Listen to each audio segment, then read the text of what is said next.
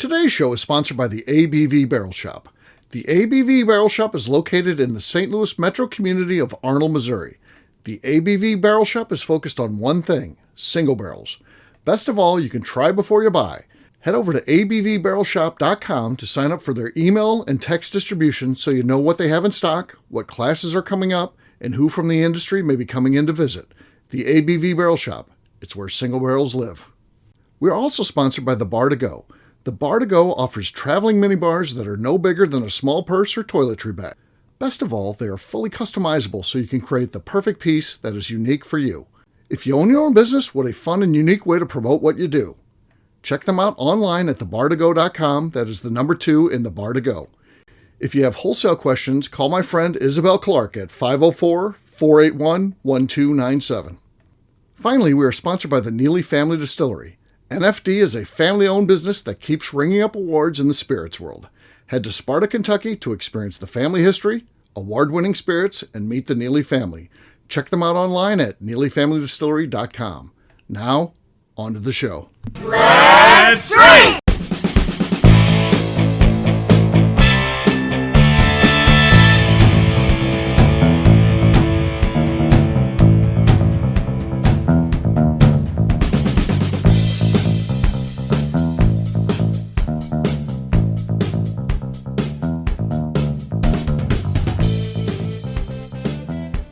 Welcome to the Bourbon Daily, the podcast about everything bourbon delivered to you every day of the week. Today on the show, we discuss impressive bourbon distilleries outside of Kentucky. My name is McNew. Please join me in welcoming my co-host, Steve Akeley, along with our special guests, Lori Mangum, Kathy Cool, and Katie Proof. Hey, gang, what's up? Hey. Hello. Hey-oh, so yes, we are going to be talking today about some great distilleries outside of the great state of Kentucky. Still the bourbon capital of the world. It's where all the good stuff comes from, but it doesn't mean there's not the good stuff happening on other places. We're going to talk about not only places where they make great whiskey, but fun places to visit. We'll get to that after the break. For right now, Katie said there's something she wanted to talk about. What is that, Katie? Yes. So as this is airing, we're just getting through our holiday season.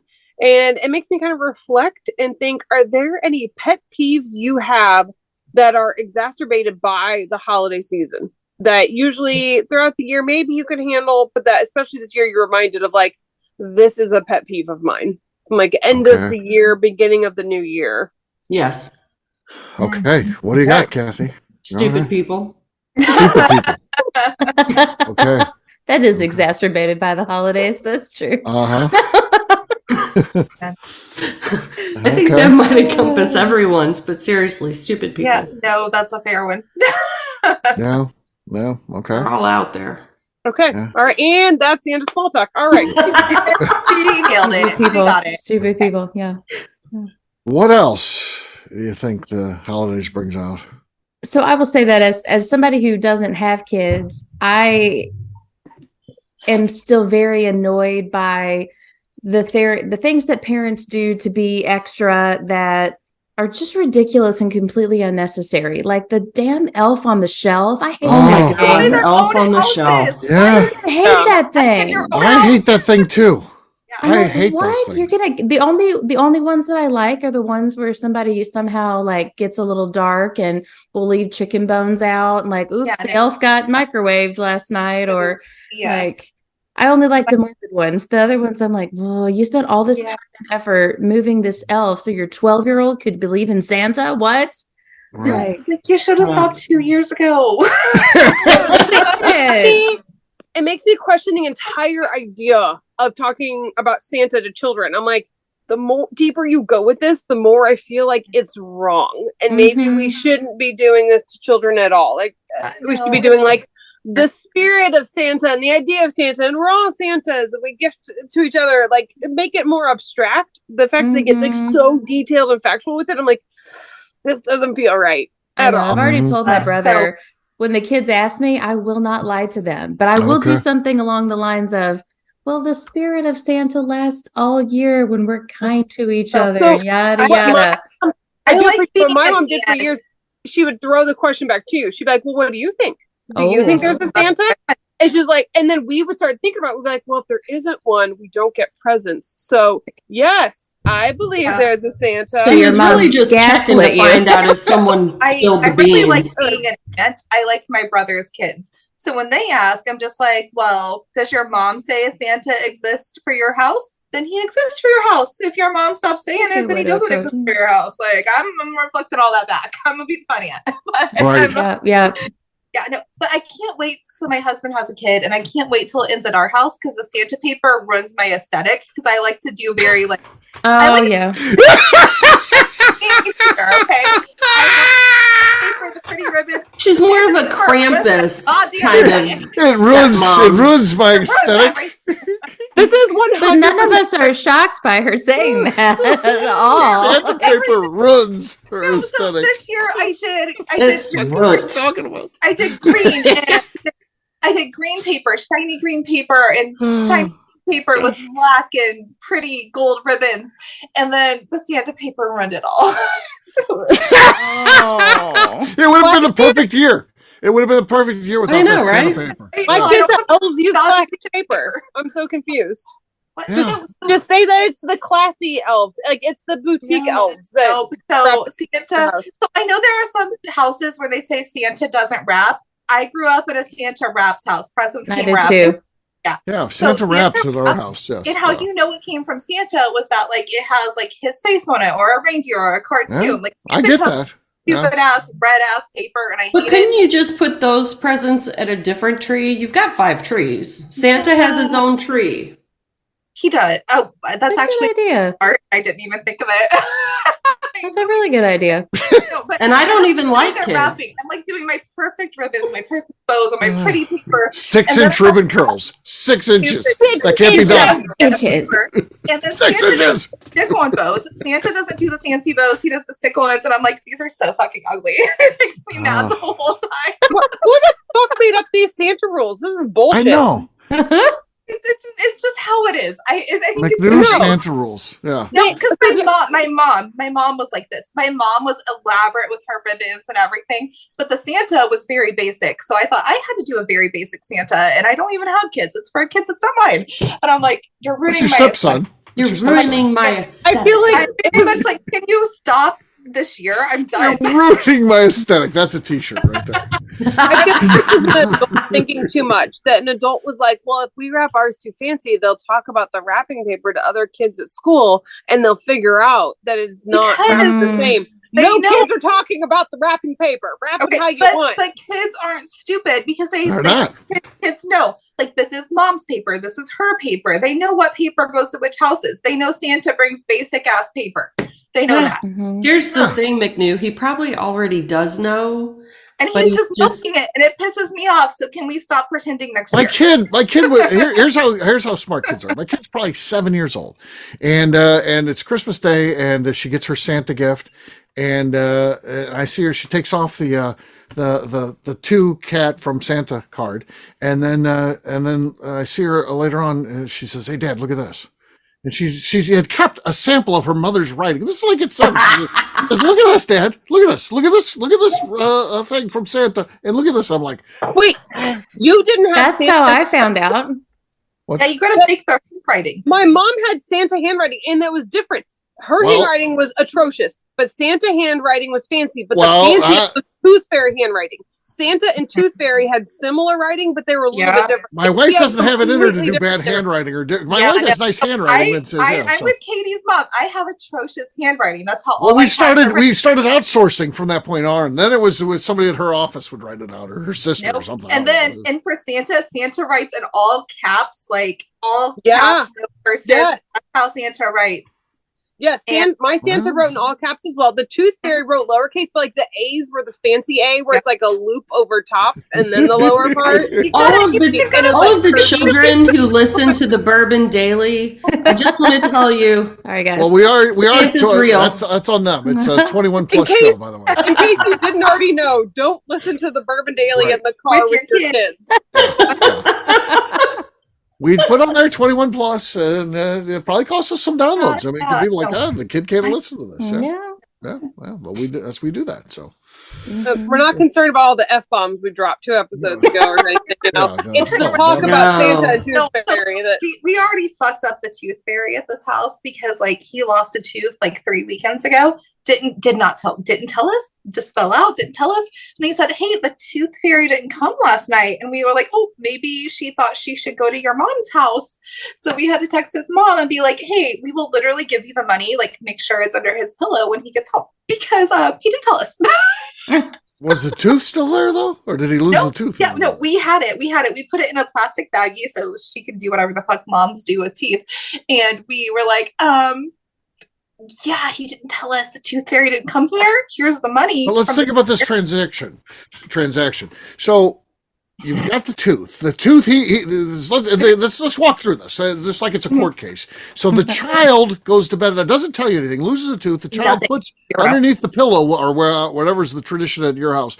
Underneath the pillow at my house, the tooth, and then wakes up in the morning. The tooth is still there and there's no money. And then you're like, well, the money was delivered at your mom's. But the tooth was still there. The tooth was still there. So tooth is still there. No money.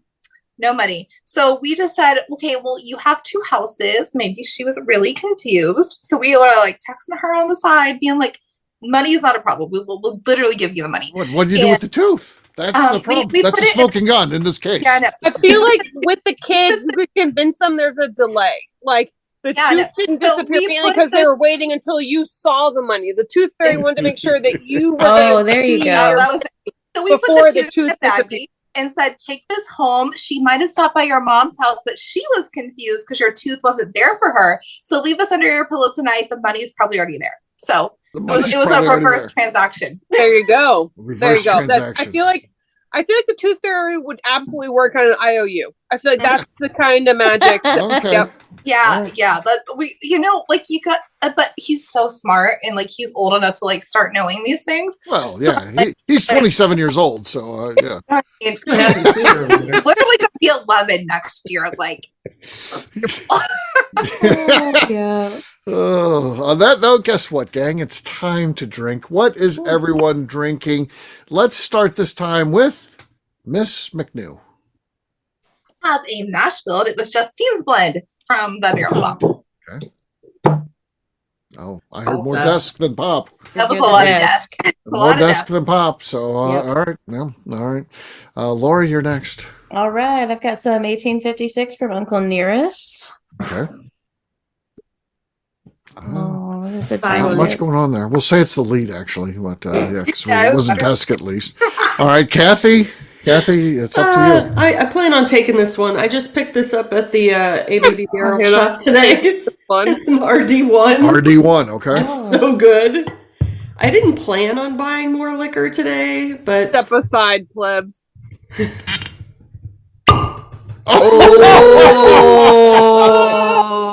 Darren promised me it would be a great cork pop. He delivers. That's a cork pop right there. So I've got Yellowstone LE 2020. All right.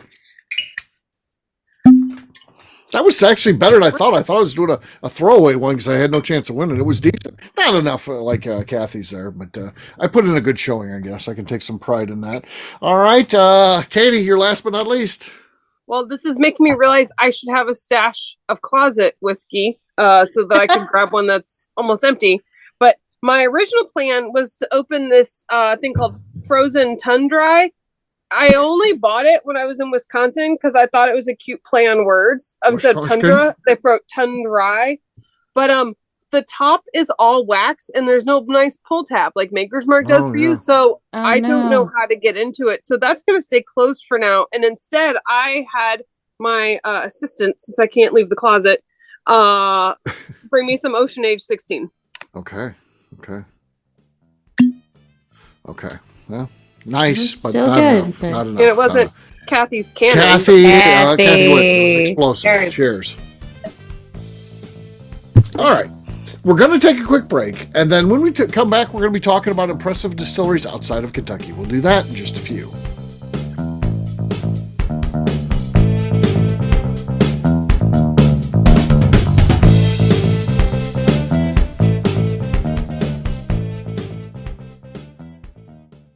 Okay, let's talk about the people that make these shows happen.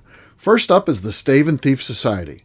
Via their in-person class at Moonshine University in Louisville, Kentucky, the Stave and Thief Society is the place where you, a bourbon enthusiast, can expand your knowledge and emerge an executive bourbon steward. In 2017, I completed my executive bourbon steward certification. It's the most comprehensive bourbon certification available and connects you with an expansive network of bourbon enthusiasts and professionals. Check out the full listing of in-person and online certifications and join the society today by enrolling at staveandthief.com. Speaking of executive bourbon steward certification, the ABV Barrel Shop in St. Louis, Missouri has developed a unique partnership with the Stave and Thief Society to offer a preparatory class to assist you in getting your executive bourbon steward certification. This prep class costs only $25 and is available to take live or online via Zoom. Graduates of our class receive a coupon code good for 15% off your executive bourbon steward certification held in Louisville, Kentucky. This saves you almost $90. Additionally, you can collaborate with fellow attendees to split travel costs when you go to Louisville. If you're interested in signing up for the class, simply head over to abvbarrelshop.com and check out the classes and events page.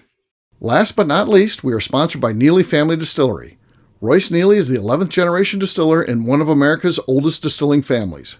A visit to Neely Family Distillery takes you through family history, where you can see all the artifacts and newspaper clippings through the years from this family that started distilling in America after James Neely arrived from Northern Ireland in 1740. Today, Royce Neely and his team are crafting some of the best spirits in America. Their bourbon and absinthe offerings keep winning top honors in the spirits competitions. Recently, their absinthe made history as the first platinum winner in the absinthe category at the San Francisco Spirits Competition.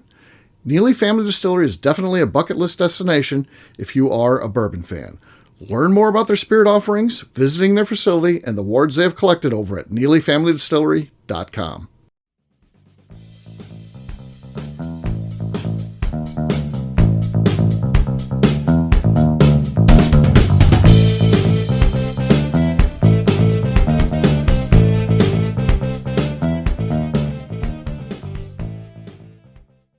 As Becca said, everybody's bringing trash. I'm stepping up my game with a brand new single barrel from Neely Family Distillery. This is the Autumn Vanilla single barrel. Nice. I've already preemptively taken the plastic off, not wasting anybody's time, Becca. And then let's see if this cork pop goes.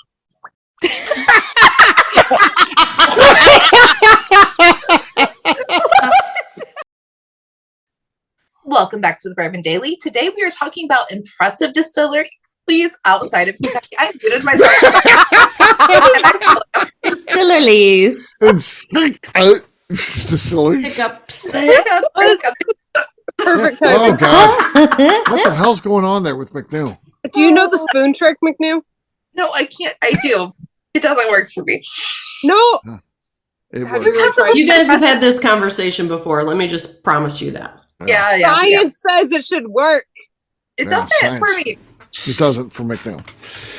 No, McNew's unique. What are some distilleries you'd like to throw out there that you feel are great distilleries outside of Kentucky? So we're not talking Kentucky. There's certainly plenty we could talk about there, but we're not doing that today.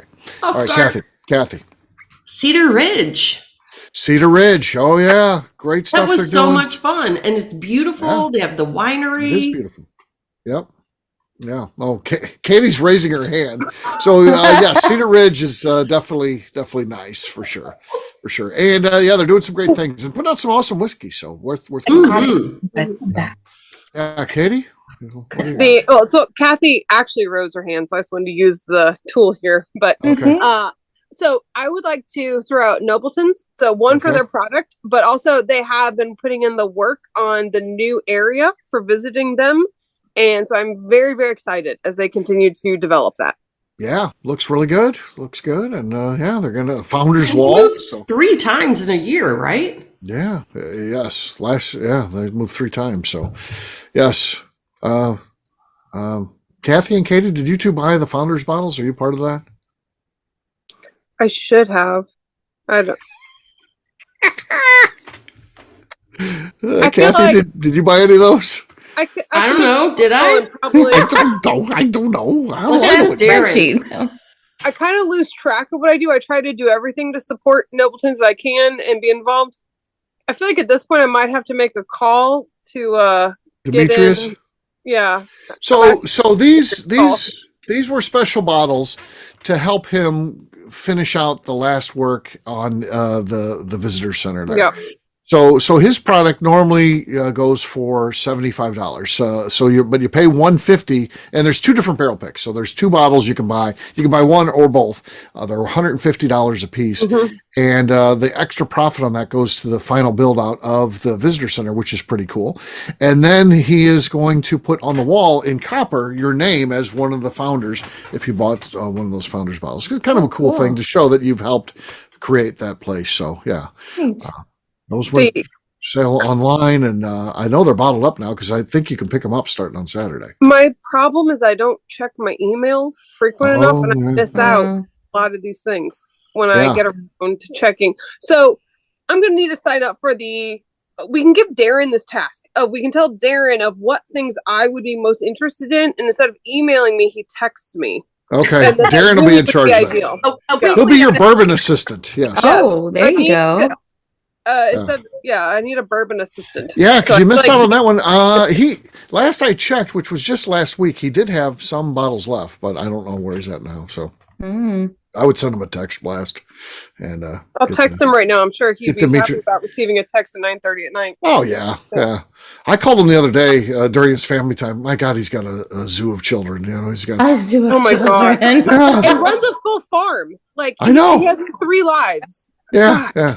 There's so many kids talking, and they're like, that was his family time. You can't call him. Well, I don't know when the hell to call him. I just called him when I called him, and it just happened to be.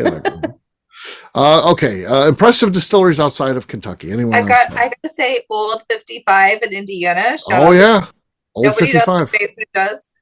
Yeah. Jason's awesome. Great person. Great family. Sorry. Oh, no. I think cool stuff that they got going on there for sure. Definitely worth Another one in Indiana is Hard Truth. They've got awesome.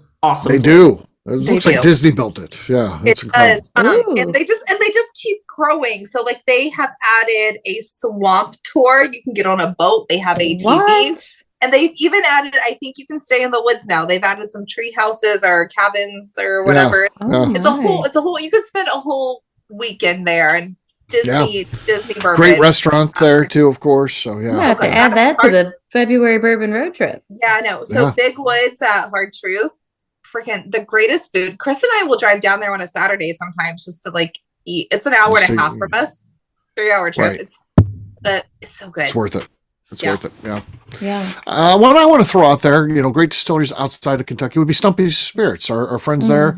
And one of the greatest stories in whiskey, really, that 100+ year old still that he found basically bought as scrap copper and was able to put that whole thing together, and the engineering of that. There's no blueprints on how to do this or anything. He just puts it together and has to fabricate parts. It's a great, amazing and the story. story of the still itself, how they had buried it all over the place to keep it safe. During World War II, obviously a lot of scrapping of copper to use for ammo and stuff like that. So they wanted to preserve it and had to be buried. And it's an amazing all over the place. The fact that they found it all is just amazing. Yeah. So that's worth seeing for sure. Other distilleries. If we're going to talk Colorado, sorry, go ahead, Lori. No, you go, girl. If we're going to talk Colorado a minute, 291. 291, yeah. Does so much great work for military veterans and great experience, just there in general. So yeah, awesome place. Who else? I'm taking some good notes because being the only full-time Kentuckian on the call right now, I'm spoiled. I have so much really close by, so I don't have to travel outside of Kentucky to get good bourbon experiences. But I need to a whole lot more. I'm sorry to mean it that way. I haven't gotten out much is what I'm saying. I haven't been pushed out of the Commonwealth too much. But I did have a really fun long weekend in Tennessee about a year and a half ago, and we did like Dickel and Nearest, and I really loved the Uncle Nearest experience. It really is a whole experience. I need to get to Tennessee. Yeah, Fawn Weaver has curated that in such a beautiful, very classy way. And the whole thing is just, to the nines, really nice. Yeah.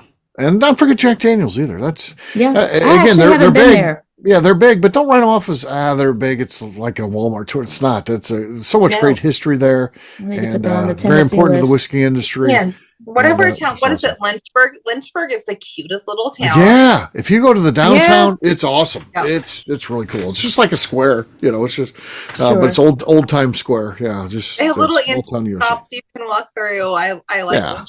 Yeah, soda fountains, that type of thing. That's what we're talking. So nice. Well, it's definitely worth seeing.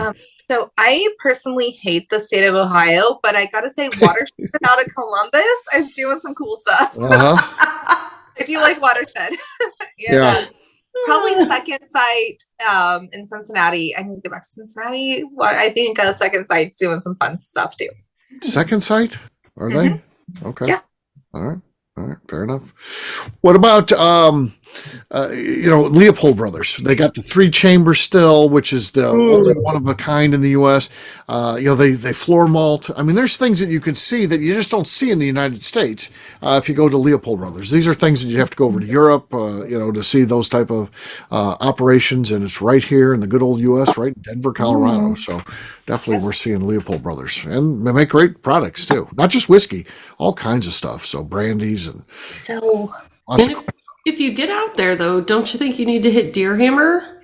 Got to hit Deer Hammer. Yeah. See what Lenny's got going on. Yeah, of course. Yeah. 10th Mountain. I very much want to fly into Denver for my other podcast because apparently the Denver airport is really fucked up and weird. So I need to go in there for other reasons. But yeah, it is weird.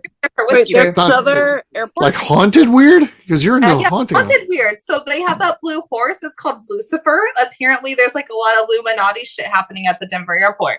Okay. Oh. I gotta do more about that. I just need to fly into Denver, I guess. Fly into Denver, make it happen. Yeah. Yeah.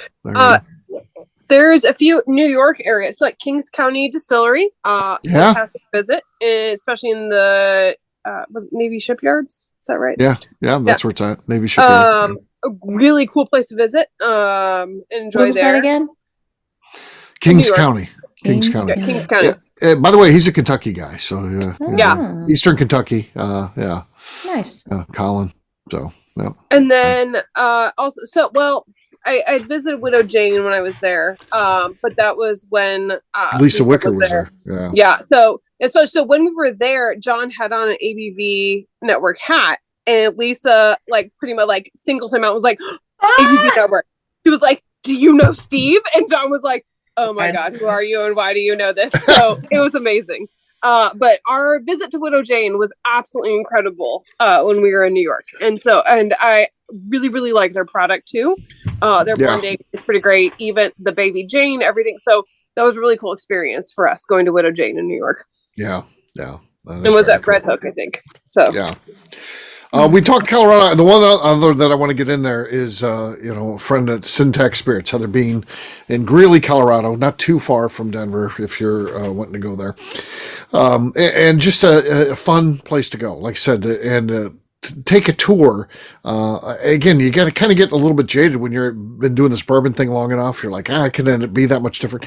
Well, what she's got going on there is it's different. So this conversion of this old grain elevator, and she had a pretty cool distillery. It's kind of very modern looking, kind of concrete floors and concrete bar and, art on the wall. But she liked the idea of converting this old grain elevator. So she sold off her other place and bought this one. And it's awesome. I mean, and you hear about the work she had to do. I mean, to turn something like that into, that is just incredible. And Heather's done most of that herself. She does all the stuff. So welding, you name it. So she's out there building the gate around there and everything else. So it's cool. She's cool. And I think going western, California, we got to talk about Chris Koenig and Golden Beaver. Golden Beaver. Yeah. Doing some great stuff, winning awards, seems to be having fun. And having a blast. Yeah. So that's a good one too, for sure. So there you go.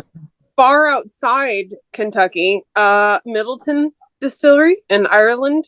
So, we're overseas. Okay. The only issue is that then there was flooding. So I was there in September. End of September. And later there unfortunately was flooding, and so they're gonna have to completely redo the Jameson distillery there in Middleton. But if you get a chance to go, I highly encourage it. It was an absolutely wonderful experience, and everyone in Ireland is just so hospitable and welcoming. And so a lot of the feelings you get of some of the best distilleries here in the US, we absolutely had going into distilleries in Ireland, and especially in Middleton was just amazing. Even our tour guide on the one tour we did, we ended up seeing on the random street in Cork later. And of course, my family like started yelling out his name as I like awkwardly walked away. I was like, nope, not happening. But he was so gracious and talked to them. And so I was highly impressed. So if you are looking at a really unique distillery tour, go to Ireland. I highly, and also buy Polaris Lounge with United on the seats. It's worth it to be able to lay down on a plane. Okay, it's good to know. It really is. Yeah. I also want to throw out their wood hat, particularly when it's corn season, when he's got the fields behind the distillery loaded up with corn. I mean, just ask him about experimental corn. And then sit down for 2 hours. That's your whole day. That's your whole day. One question is your day. Yeah. See, every wood hat bottle how I'm like, did you know this about this corn and this about this corn? And I could hear Gary talk about corn for days. It is absolutely a necessary experience. Yeah, no. So I got bored with distillery tours where I'm like, I don't care about 51% corn anymore. But Gary, that man can talk about corn all day. Oh yeah. Yeah, you can talk about the corn that the wildlife walks by other corn to go find his special corn in the middle of the field. But and then if you're going out to Wood Hat from St. Louis area, let me know, and you can stop by my house on the way. Oh yeah, and there you go. On the way back. Yeah, hang out with Katie. So there you go. Right. That's an open invite, folks. So there you go. Yeah, adding to the list. All right. Well, there you go. There's a look at some great distilleries outside of Kentucky. Kentucky's always going to be the place you want to go. But if you know what, you find yourself going to some other places, seek some things out. You never know what you're going to find out there. There is certainly some good things happening around the U.S. and apparently even in Ireland. So check us out. All right. We'll wrap this one up as we always do by talking about where people can find us. Lori, we'll start with you. Where can people find you? Hang on. You caught me mid-sip. I'm like a waiter coming up. You just shove the first bite in your mouth. Bourbon is more important. They do that on purpose. They do that on purpose, 100%. Yeah. Anyways, you can find me online, Facebook and Instagram at Spirited Curves. All right, Katie. You can find me talking about non-bourbon options on the Bourbon Daily as pretty much often as possible, and also on Instagram at Katie Proof. All right, Kathy. You can find me on Instagram at KKCastStrength. McNew. I'm on Instagram at McNew, ABB. All right, for me, I'm an easy guy to find. I'm at Steve Akeley on Twitter, Instagram, or Facebook. I've got a website, steveakeley.com. I've also got a company website. That thing's abvnetwork.com. You got to check that out. We put all of our shows out there, so we got like 4,000 of them for you to listen to. So online, we're at abvnetwork.com. Come by and see us. Sometimes we're recording podcasts right at the tasting bar, so you come in, you might be on a show. You never know. Find out what's going on at the shop at abvbarrelshop.com. McNew, anything else to say before we get out of here? I would like to remind the audience to please give us a 5-star review that includes comments. It helps new people find the show, which is very important to us. And if you like what we're doing, we ask that you please visit our Patreon page at patreon.com/the ABV Network. Great job today, gang. For audience, we'll have a brand new show for you tomorrow. Looking forward to that. Until then, take care, everybody. See ya. Later. Bye-bye. Peace.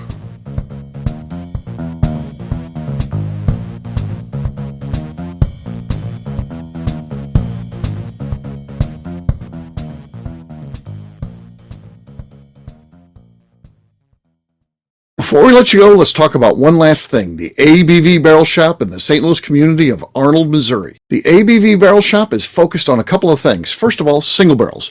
We are the place where single barrels live. We go to distilleries, taste through the whiskey, select the best barrel, and have it shipped to our store where we present it to you, our customers, by allowing you to try before you buy. We're also known for the classes that we have in our education center in the store, as well as the events we have with industry professionals from the bourbon business. If you are in the St. Louis area, please come by and visit us at 6 Fox Valley Center in Arnold, Missouri. Or at a minimum, at least sign up for our email and text distribution so you know exactly what's going on in our shop over at abvbarrelshop.com.